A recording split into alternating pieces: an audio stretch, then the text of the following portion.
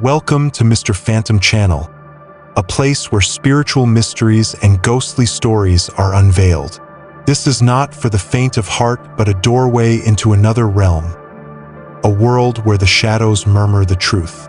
If you're a fan of spine-chilling tales and the supernatural, don't forget to hit subscribe and turn on the notification bell so you won't miss any of our haunting explorations.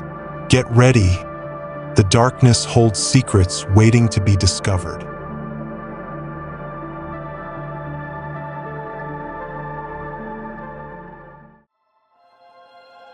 The crying shadows of Silent Grove Cemetery. In the quiet town of Woodbury, Tennessee, Silent Grove Cemetery sat on the outskirts, surrounded by dense woods and a winding gravel path leading to its iron gates. The cemetery, dating back to the early 1800s, was a resting place for generations of the town's residents. The place carried an air of somber beauty during the day, but as dusk fell, turned foreboding, the silhouettes of old tombstones casting long, eerie shadows. In November of 2012, a family of three, John, his 10-year-old son Ethan, and his aging mother Margaret, visited Silent Grove to pay respects to John's late father, Robert. Robert had passed away 5 years prior, and the family made it a tradition to visit his grave around Thanksgiving each year. On this particular evening, they arrived later than planned. The sun had dipped below the horizon, leaving the cemetery cloaked in twilight. The family parked near the entrance, and with a flashlight in hand, they navigated their way to Robert's grave.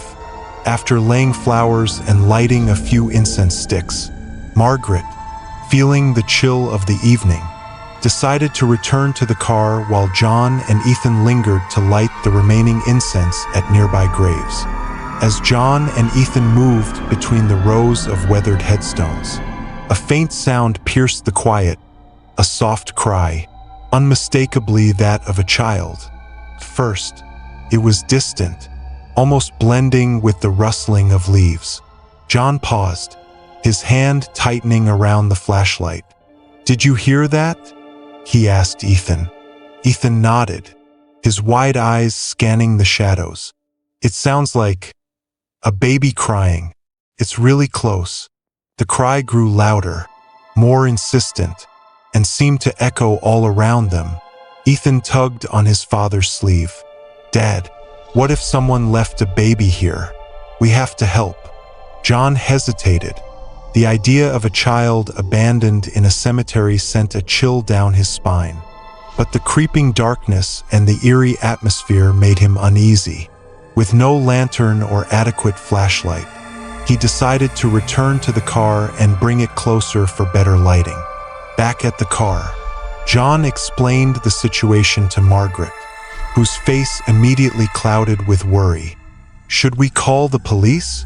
Margaret asked, clutching her coat tightly around her. "Let's check it out first," John replied. "It might just be an animal or something else entirely. We'll call if it's serious." Reluctantly, Margaret agreed and climbed into the car. John drove slowly through the narrow gravel paths, his headlights cutting through the thickening darkness. The sound of crunching gravel under the tires added to the tension. As they approached the area where John and Ethan had heard the crying, the eerie wail seemed to vanish. John killed the engine and rolled down the windows. "Do you hear anything now?" he asked his mother. Margaret shook her head. "No, nothing." John frowned. "It was loud before, almost right next to us." He turned to Ethan. "Do you still hear it?" Ethan nodded hesitantly. "It's quieter now, but I think it's still there." Margaret opened her mouth to reply when a sudden, deafening bang shattered the silence. Came from the passenger side, startling everyone in the car. At that exact moment, the cry returned, louder and closer than ever, echoing from the direction of the tombstones to their right. John and Ethan leaped out of the car, flashlight in hand, and rushed toward the source of the sound. Margaret followed reluctantly, her face pale and drawn. They moved cautiously, the beam of the flashlight darting over moss-covered stones and crumbling statues. Suddenly, Margaret froze in her tracks, her breath hitching. "John," she whispered, her voice trembling. "We need to leave, right now." John turned, alarmed. "What? Why?" Margaret raised a shaking hand, pointing toward the far end of the cemetery. John followed her gaze and felt his blood run cold. Emerging from the depths of the cemetery was a line of shadowy figures, dozens of them, their forms dark and indistinct, moved silently between the headstones. They seemed to glide rather than walk, their shapes flickering in and out of view like smoke caught in a gust of wind. Ethan, clutching his father's arm, whispered, "What are those?" "We're leaving," Margaret said firmly, her voice rising in urgency. "Now." Without waiting for an answer, she turned and bolted back toward the car. John and Ethan followed close behind. Just as they reached the vehicle, Ethan, in a moment of desperation, raised his camera and snapped a photo toward the figures before diving into the back seat. Back home, the family sat in tense silence around the kitchen table, recounting the night's events. John called a neighbor, Mrs. Holloway, who had lived next to Margaret for decades, and shared the story in hushed tones. Mrs. Holloway's face grew serious. "Which cemetery did you say this happened at?" "Silent Grove," John replied, rubbing his temples. "It's where my father's buried." Mrs. Holloway's eyes widened, and she let out a shaky breath. "My son. He's buried there too. 30 years ago. He died shortly after birth." John stared at her, stunned. "You mean the baby?" "I don't know," she whispered, tears brimming in her eyes. "But I've heard stories about that place. Stories about shadows." While John spoke with Mrs. Holloway, Ethan retrieved his camera from his backpack, curiosity overcoming his fear. He scrolled through the images he had taken earlier that day, his hands shaking as he reached the photo from the cemetery. When the image loaded, Ethan gasped, "Dad, you need to see this." John and Margaret hurried over.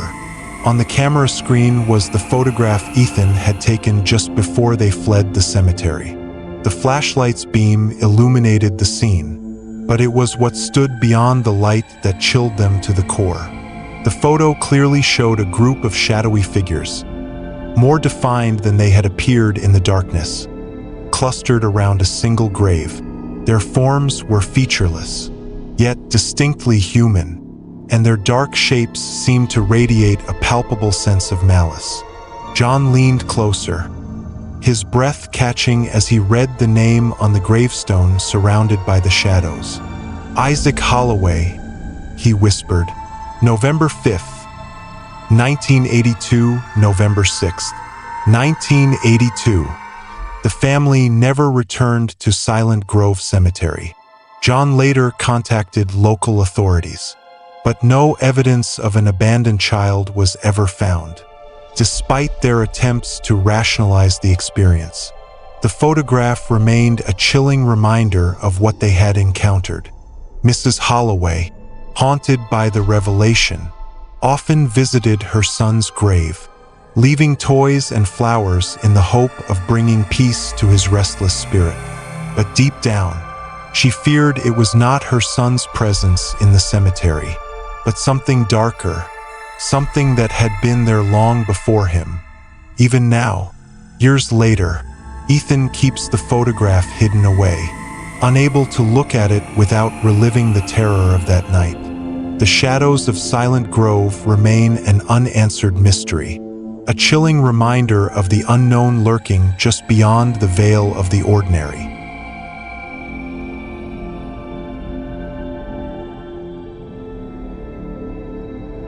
The haunting in the misty forest. Thomas's story. In 2015, Thomas LeBlanc, a 32-year-old man, lived in a small town on the outskirts of Lyon, France. He was a diligent and honest employee at a large supermarket located 50 kilometers from his home. Though his job wasn't glamorous, Thomas was content with his stable and peaceful life. Every day, he drove his old Renault Clio along a familiar route through a vast forest to get to work. The forest, known as Forêt de l'Evil, was a serene and picturesque place, often praised by locals for its natural beauty. However, upon closer inspection, carried an eerie, otherworldly vibe. Thick layers of fog often blanketed the area, and the towering trees cast long shadows that made the forest seem endless. The road through the forest was desolate, especially at night, yet Thomas had grown accustomed to it. On a chilly November evening, Thomas finished his shift at 8 p.m. as usual and headed home. That night, the air felt colder than usual, and the fog was denser, creating an almost impenetrable wall of gray around him. His headlights barely illuminated the winding road ahead. As Thomas drove through the forest, he suddenly heard a sharp whistling sound. It was clear and distinct, cutting through the quiet night. He frowned, his grip on the steering wheel tightening. Strange, he thought. Who would be out here at this hour? The whistling continued, growing louder as if someone were right next to his car. Thomas glanced at his rearview mirror, but all he could see was darkness and the faint outlines of trees shrouded in mist. Suddenly, a loud thud jolted him. He slammed on the brakes, his car skidding slightly on the damp road. In the beam of his headlights, a figure appeared, a young woman standing in the middle of the road. Her long hair obscured most of her face, and she was eerily still. Thomas's heart raced as he muttered, "Oh no, I've hit someone." Panicking, he jumped out of the car and ran toward her. But when he reached the spot, there was no one there. Confused, he shone his flashlight into the bushes and along the roadside but found no trace of the woman. The road was empty, the forest silent. Shaken, Thomas returned to his car and continued driving home, trying to convince himself it had been his imagination. But that night marked the beginning of a series of events that would forever change his life. A week later, around 1 a.m., Thomas was startled awake by the sound of a car engine revving. Groggy and alarmed, he realized the sound was coming from his garage. His first thought was that someone was trying to steal his car. He grabbed a flashlight and hurried downstairs. As he reached the garage, the noise abruptly stopped. When he opened the door, the garage was empty. The Renault Clio sat in its usual spot. But something was wrong. The steering wheel was turning on its own, left and right, as if an invisible driver were maneuvering it. The car's tires creaked, shifting slightly on the concrete floor. Thomas froze, a chill running down his spine. He backed away slowly, locking the garage door behind him, and rushed back upstairs, too terrified to look back. The eerie disturbances escalated in the following days. Thomas often heard strange noises, knocking sounds from the garage, faint footsteps echoing in his empty house, or the unmistakable feeling of being watched whenever he checked on the car. The breaking point came one night while Thomas was sitting in his living room. A sudden crash from the garage shattered the silence. He bolted downstairs and was met with a horrifying sight. His Renault Clio had started on its own and was violently ramming into the garage wall.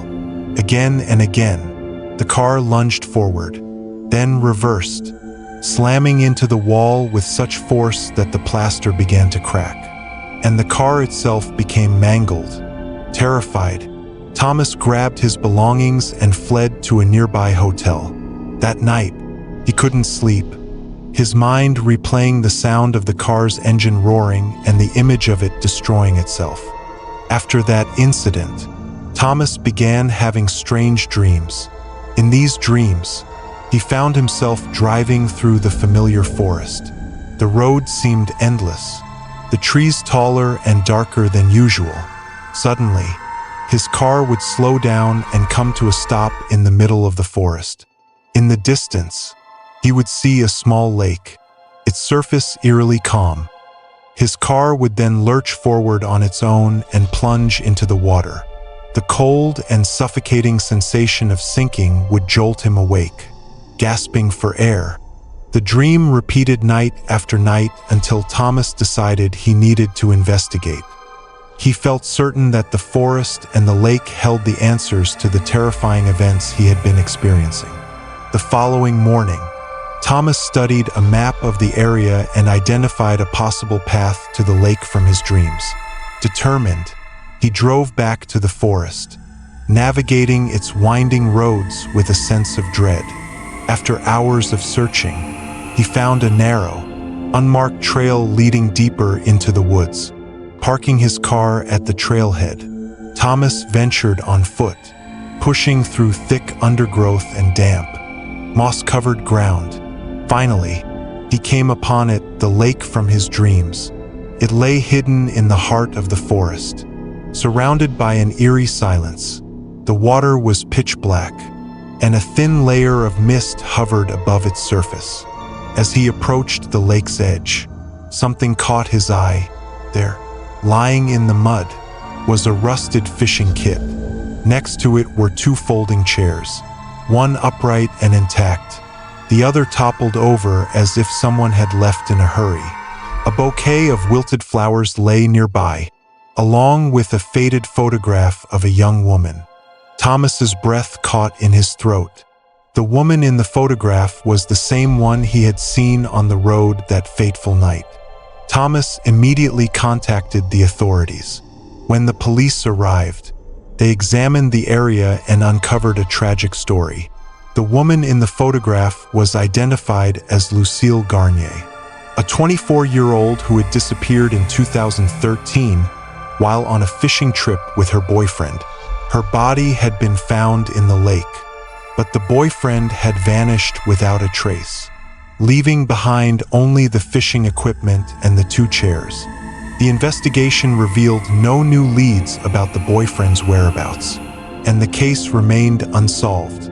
For Thomas, however, the chilling connection between Lucille's death and his recent experiences was undeniable. After the discovery, Thomas quit his job at the supermarket and moved to a different town, unable to bear driving through the forest every day. Though he rarely returned, whenever he did pass by Forêt El Evil, the memories flooded back, the eerie whistling, the sight of Lucille, and the night his car seemed possessed by an unseen force. To this day, Thomas remains haunted by the events. The forest, once a mundane part of his daily commute, had become a place of inexplicable terror, holding secrets he would never fully understand.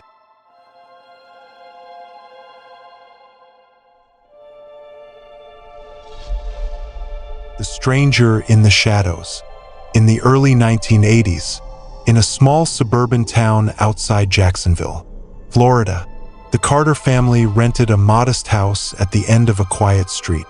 The house, though cozy, sat adjacent to an overgrown lot where the charred remains of an old house stood, the skeleton consumed by fire years ago. Tall grass and wild trees encased the abandoned property, adding an eerie air to the neighborhood. The Carters, Mr. and Mrs. Carter, 17-year-old Michael, and 14-year-old James, settled into the house. But from the start, something felt off. Footsteps would echo through the hallway when no one was there, and fleeting shadows would appear in the corners of their vision. Objects occasionally moved without explanation. Yet the family tried to dismiss these incidents as imagination. But the unsettling occurrences soon escalated. One hot summer day in 1982, Mr. and Mrs. Carter left the house early for work, leaving their two sons home alone. Michael, tired from a morning workout, decided to take a nap in his bedroom, while James relaxed on the living room sofa, watching his favorite TV show. The house was quiet until Michael suddenly emerged from the hallway, looking disheveled and oddly tense. He stopped in the living room, his face pale and his voice urgent. "James, don't let your friend into my room again," he said. James furrowed his brow. "What friend? It's just us here." "Michael, I didn't invite anyone over." Michael shook his head firmly. "No, I saw him. A boy, about your age, with long blonde hair.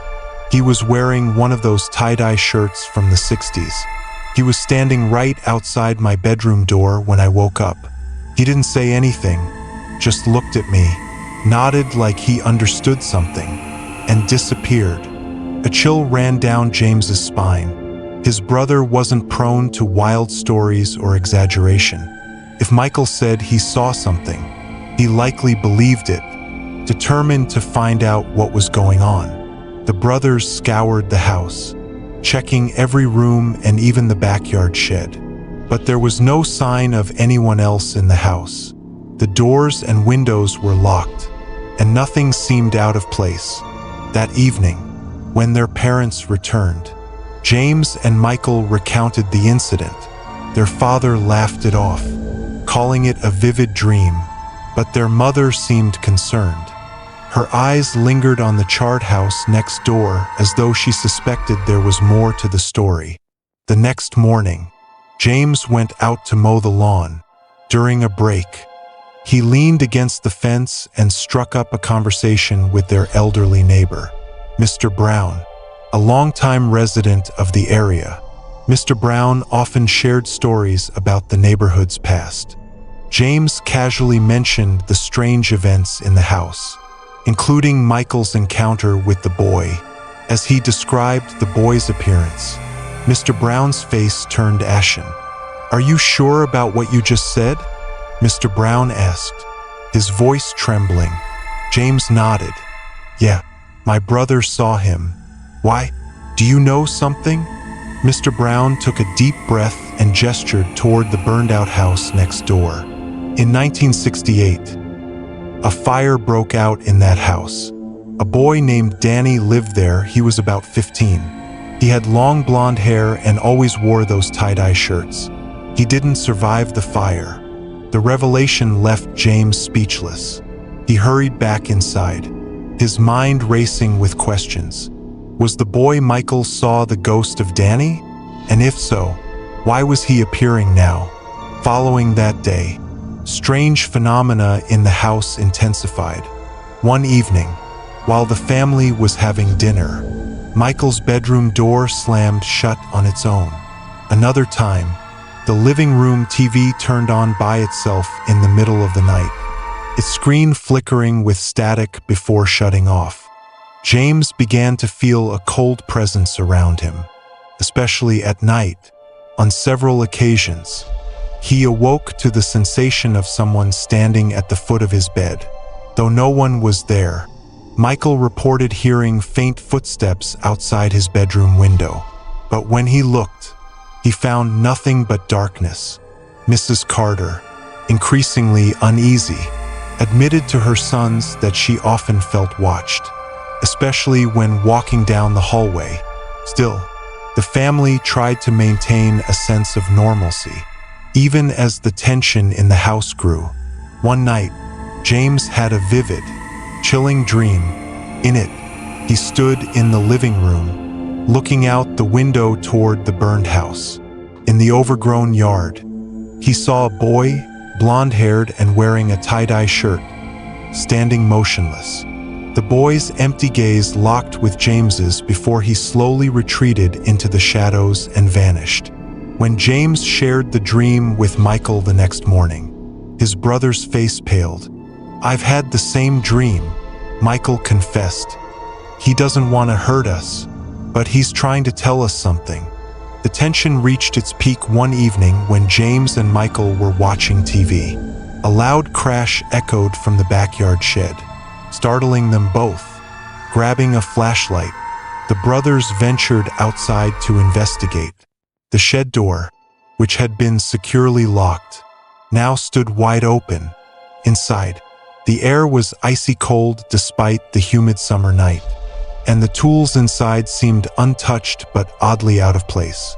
The next day, Mrs. Carter decided to take action.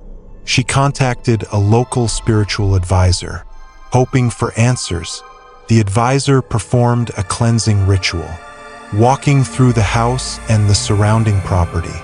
Afterward, he told the family that Danny's spirit lingered because of his sudden, tragic death. The advisor recommended that the family move if possible. 2 years later, the Carters finally moved to a new home. Remarkably, the strange occurrences stopped as soon as they left. But the memories of Danny and the unexplained events lingered with them. Even decades later, James vividly recalls the unsettling time they spent in that house. Every now and then, he wonders if Danny ever found peace, or if he still lingers, watching over the house and the lot where his life tragically ended.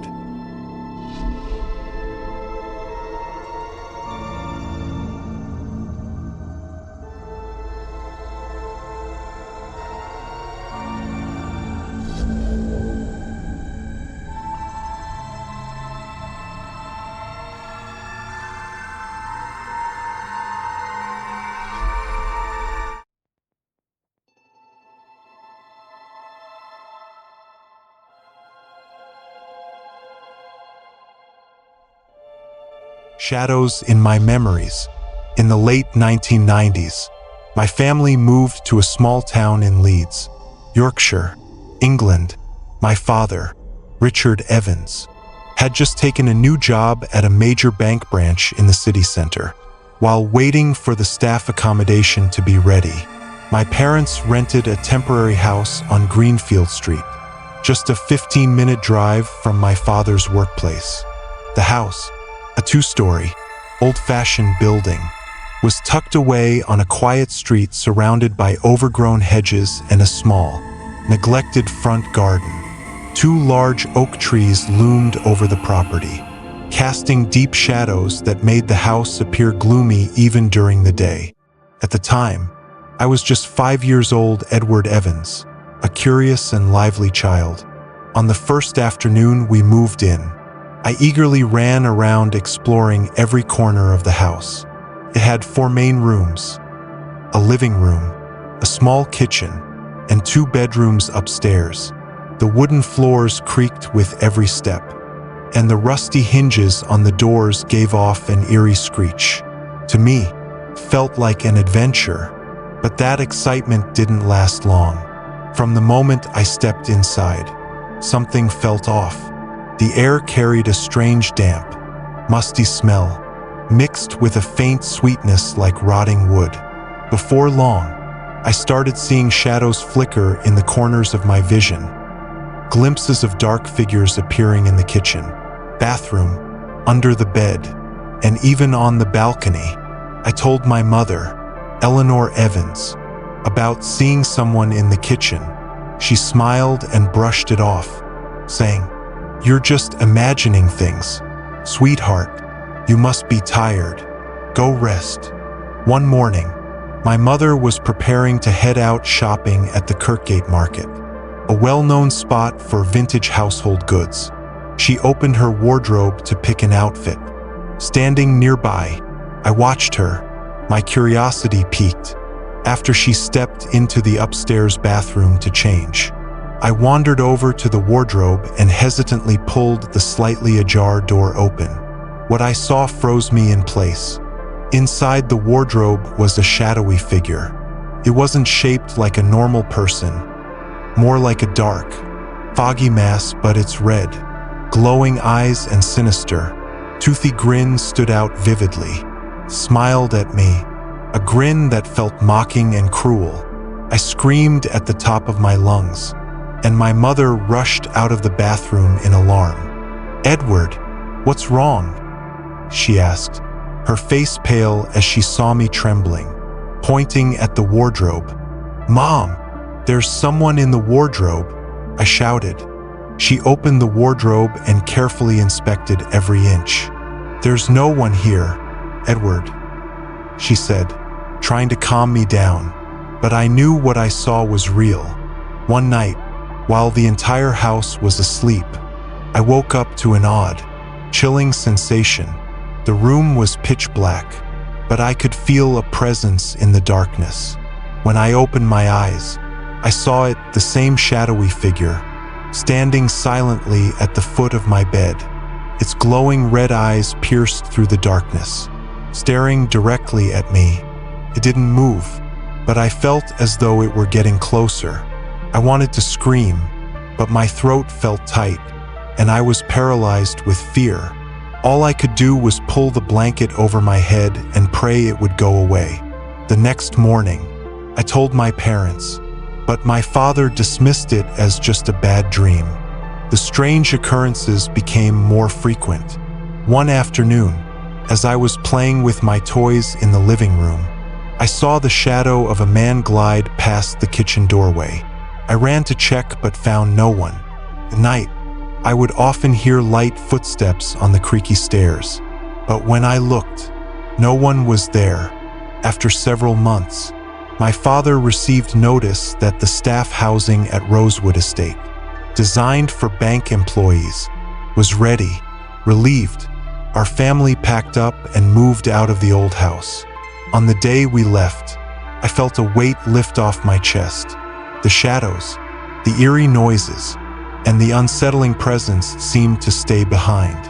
20 years later, as a university student at the University of Leeds, I returned home during a winter break. One evening, I sat in the kitchen, chatting with my mother. The cold December air outside added to the stillness of the night, and as we reminisced, memories of the old house on Greenfield Street resurfaced. I told her how the shadows and, most notably, the red-eyed figure in the wardrobe still haunted me. She was quiet for a long moment before letting out a sigh. "Edward, I never told you at the time, but I knew you weren't imagining things. I knew you really saw something." I stared at her, stunned. "You knew? Why didn't you say anything?" My mother hesitated, then revealed the truth. Before renting the house, my parents had heard rumors that it was haunted, but with limited options and a tight budget, they had little choice but to move in. According to local tales, the house had been the site of a brutal robbery decades earlier. The homeowner had been murdered and their body hidden beneath the living room floor. Although the crime had been solved and the perpetrator caught, neighbors claimed to hear the sounds of a struggle and see dark figures roaming the house at night. "I didn't want you to be scared," she said. "I thought if I acted calm, you wouldn't be too frightened." After that conversation, I couldn't stop thinking about the old house on Greenfield Street. A few times, I passed by the street and caught glimpses of the house. It still stood there, just as old and gloomy as I remembered, but I never dared to look inside. Were the shadows still there, wandering through the halls as they had when I was a child? Or had they finally faded away with time? Whatever the truth may be, the memories of that house and its shadows remain etched in my mind. A chilling reminder that not all mysteries can be explained, and that sometimes the things we cannot see are far more terrifying than those we can.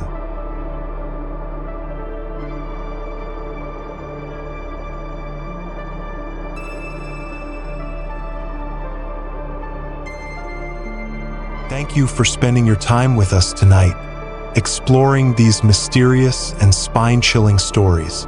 If these tales have sparked your curiosity or left you with unforgettable feelings, don't hesitate to share your thoughts in the comments below. And if you've had similar paranormal experiences that you'd like to share, feel free to send your story to the email address provided in the description. Who knows? Your story might become part of our journey into the spiritual world in a future episode. Don't forget to hit like, subscribe, and turn on the notification bell so you won't miss any of our haunting tales. See you in the next episode, and remember, always keep a light by your side.